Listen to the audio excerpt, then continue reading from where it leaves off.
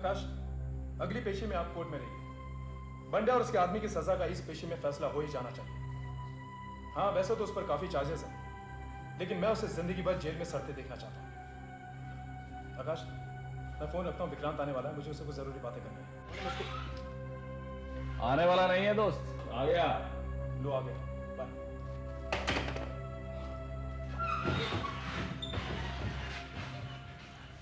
ये लो पैसे। थैंक्स विक्रांत। ये थैंक्स वैंक्स करेगा ना तो ये पैसे वापस ले लूंगा, समझे? ये बताओ तुम्हें पैसे चाहिए क्यों? अरे भाई साहब, अभी भी आए हो, जरा रुकोगे ना? बताता हूँ। बस निशा, अब ये पैसे लीजिए। इंस्पेक्टर साहब, आपने मुझ पर जो एहसान किया है। देखिए, मैंने आप पर कोई एहसान वैसा नहीं किया, मैंने आपकी सिर्फ मदद की है। जाइए अपनी माँ का ऑपरेशन करवाइए। Thank you very much. All the best. Okay.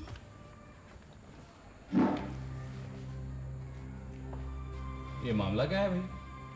Vikrant, इस शहर का एक नामी आदमी है, बिजनेसमैन है, रणवीर। और ये लड़की जो अभी भी गई ना, इसकी माँ हॉस्पिटल में एडमिट थी। हॉस्पिटल में जाने के लिए ये बस स्टॉप पर खड़ी थी और शायद अचानक उस दिन बस वालों ने स्ट्राइक कर दी। मजबूरी में इसने रणवीर के साहबजादे की कार में लिफ्ट ले ली और उस अमीर बाप की बिगड़ी हुई औलाद ने मौका देकर इसका रेप कर दिया। साला हरामजादा। विक्रांत, निशा ने केस दर्ज किया, फिर हमने मेहनत की और रॉकी तक पहुंचे, लेकिन इस दरमियान निशा की मां का ट्रीटमेंट वक्त पर ना हो पाने के कारण नौबत ऑपरेशन तक आ गई। Oh my God.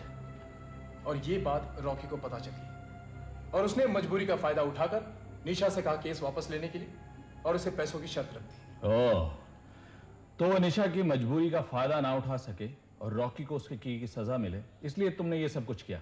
हाँ विक्रांत, मैं उस अमीरजादे की सारी अकड़ निकाल देना चाहता हूँ ताकि फिर कोई बिगड़ी हुई औलाद किसी असहाय मजबूरी लड़की का फायदा न उठा सके। वेरी गुड विजय, वेरी गुड। ऐसे लोगों को सजा मिलनी ही चाहिए।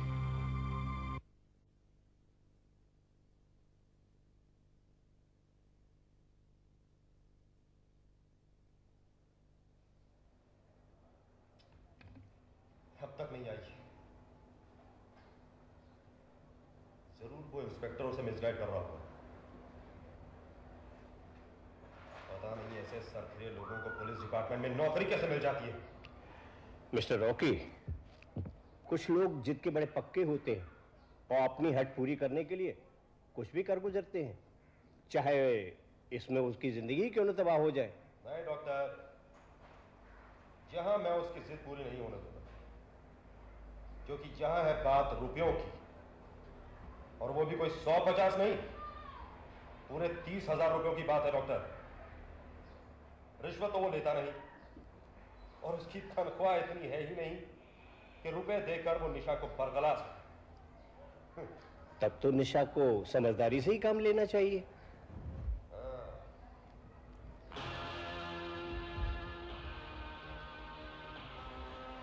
मैंने समझदारी से एक काम किया डॉक्टर साहब। रुपयों का इंतजाम हो गया है, अब माँ का ऑपरेशन शुरू कर दीजिए। ये रुपए तुम्हें कहां से मिले? एक रहमदिल इंसान ने दिए हैं। इसे अगर मैं भगवान भी कहूं तो गलत नहीं होगा। ओह, तो इसका मतलब ये है कि तुम अपना केस वापस नहीं ले रही? मैंने अपना इरादा बदल दिया है,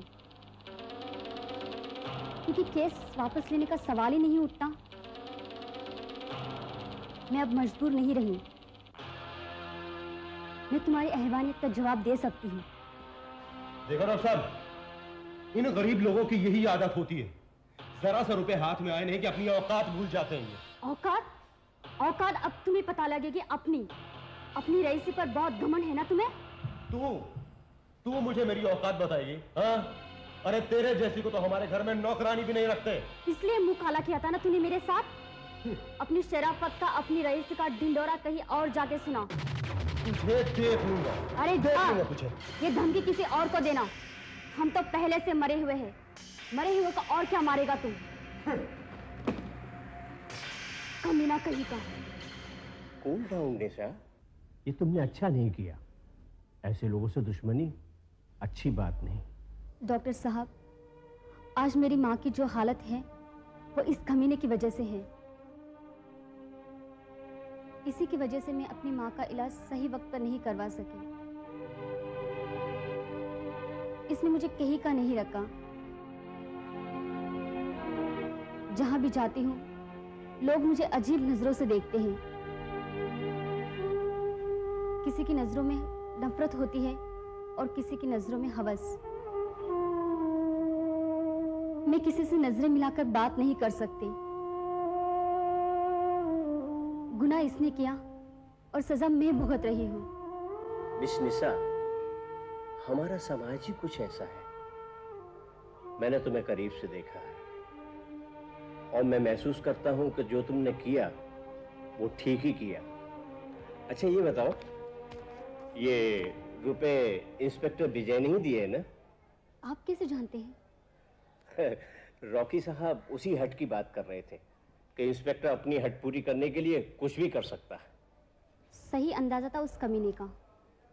गलत आदमी हमेशा सही आदमी से डरता है। रॉकी अच्छी तरह से जानता है कि इंस्पेक्टर विजय उसके क्या हालत बना सकते हैं।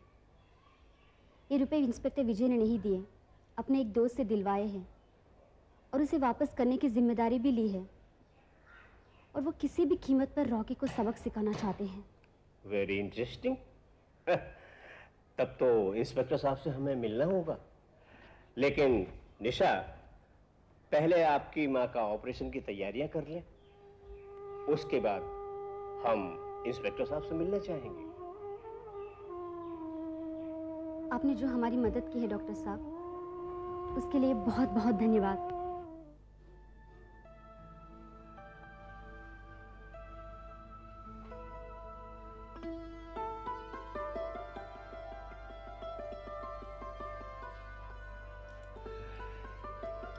साहब जी, इसका घाव इतना गहरा नहीं था, इसलिए जल्दी रिकवर कर गया। परसों आप इसे ले जा सकते हैं और जो मैं दवाइयाँ लिख करके दूं जी, वो आप रेगुलर दीजिएगा। ठीक है डॉक्टर साहब, लेकिन ये बताइए कि इन्हें कोई शोल्डर वगैरह की एक्सरसाइज करनी पड़ेगी? पहले घाव तो भरने दीजिए, उसके बाद बता देते हैं। ठीक है। इसके लिए कोई टॉनिक वॉनिक भी दीजिए डॉक्टर साहब, बहुत कमजोर हुआ है मेरा बेटा। ओहो डॉक्टर साहब, जब ये हॉस्पिटल से डिस्चार्ज होगा तो इसकी लाइफ रूटीन अपने आप शुरू हो जाएगी और फिर हेल्थ भी ठीक हो जाएगी। क्यों?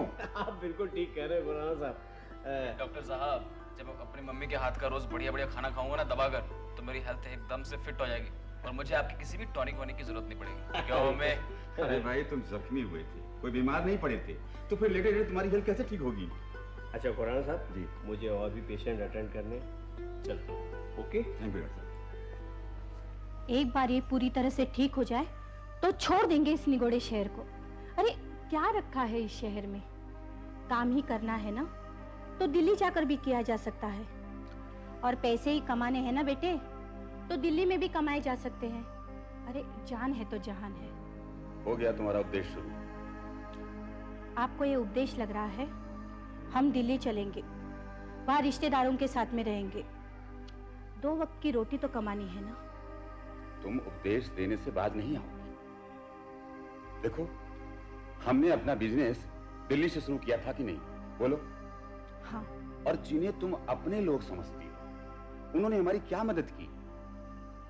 जब हमारा बिजनेस नहीं जम रहा था तो वो हमारा मजाक उड़ा रहे थे, और इस शहर में अनजाने लोगों ने हमारी मदद की। हमारे दुख तकलीफ में वो शरीक हुए और आज उन्हीं की मदद से हमने अपना इतना कारोबार बढ़ाया है।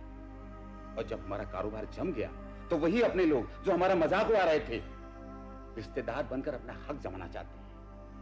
ऐसे मौके पर रिश्ते लोगों के साथ हम नहीं रहेंगे।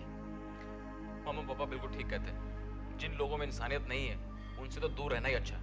मैं जानती थी आप बाप बेटे के सामने मेरी कुछ नहीं चलने वाली। अरे आंटी, क्या हुआ? क्या हुआ? आपने इन दोनों के सामने हथियार क्यों डाल दिए? आप चिंता ना कीजिए, मैं आपके साथ हूं। बिना बात समझे ही तुमने इन्हें वोट दे दिया। तुम्हारी हालत तो अदालत के उस झूठे गवाह की तरह है जो बिना कुछ समझे बुझे झूठी गवाही दे देता है। अच्छा, ये बात है? तो चलिए आप ही बता दीजिए सही बात क्या है? भाई, सही बात यह है कि तुम्हारी आंटी फिर से दिल्ली में सेटल होने की जिद पकड़ के बैठी हुई हैं, और हम दोनों दिल्ली सेटल नहीं होना चाहते, क्योंकि हमें इस शहर ने अपनापन दिया है जिसे छोड़कर हम नहीं जा सकते। ये बात तो सही है आंटी, इस शहर की कशिश ही कुछ और है। मैंने बहुत से लोगों को ये कहते हुए सुना है कि जब वो अपने गांव जाते हैं तो 2-4 दिन तो उन्हें वहां बहुत अच्छा लगता है अपने रिश्तेदारों के साथ, फिर वहां मन नहीं लगता और दिल कहता है कि चलो कब मुंबई चले। हा?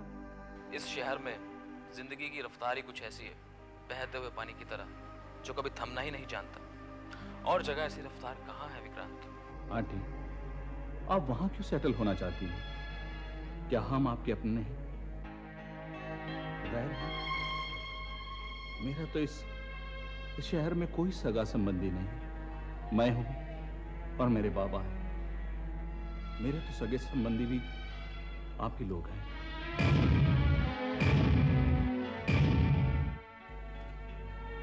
जो थोड़ी सी ममता, थोड़ा सा प्यार मुझे आपसे मिलता है, क्या उसे भी आप मुझसे छीन लेना चाहती हैं?